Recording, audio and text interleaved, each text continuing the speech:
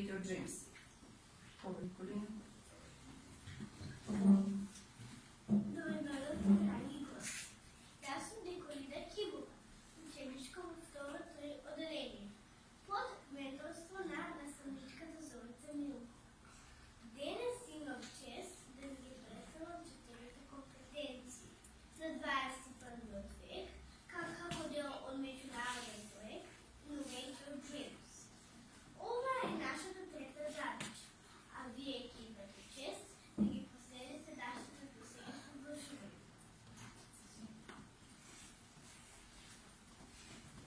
Здраво и от мен! Аз съм Светанка Петкова, ученичка на Николина. Сигурно се прešувате защо сите сме облечени исто. И що представува това? Маичките, кои ги носиме на ним, го имат логото на овој проект, а исто така и нашето знаме и знамето на Пакистан. Затоа што координаторот на проектот е од Пакистан.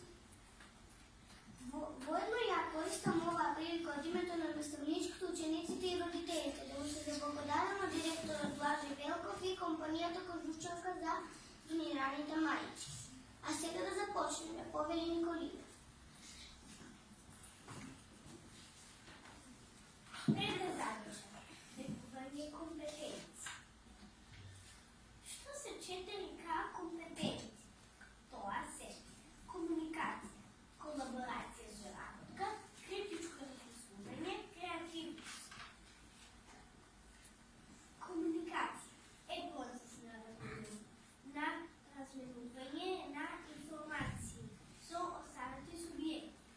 Имаме повеќе видови на комуникација.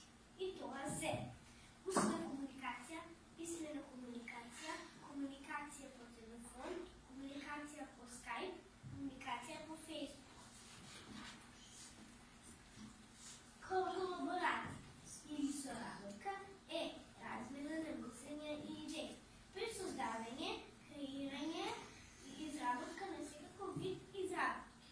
Пример: соработка наставник-ученик, соработка меѓу ученици, соработка меѓу одделенија, соработка меѓу држави, соработка меѓу градови, соработка меѓу држави.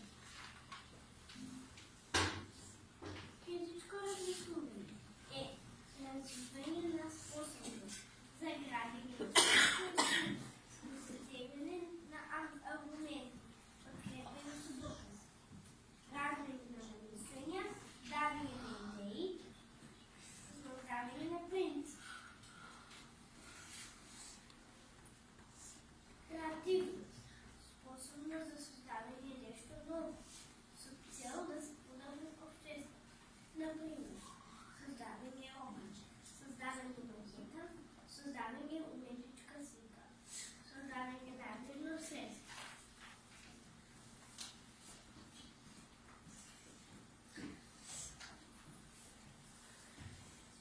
Сега ќе проследите дел од активностите кои ги работевме во изминатите 3 недели. Ова е првата задача, каде наставничката во улога на магионичар ни ги представи работните места од иднината. Преку 3D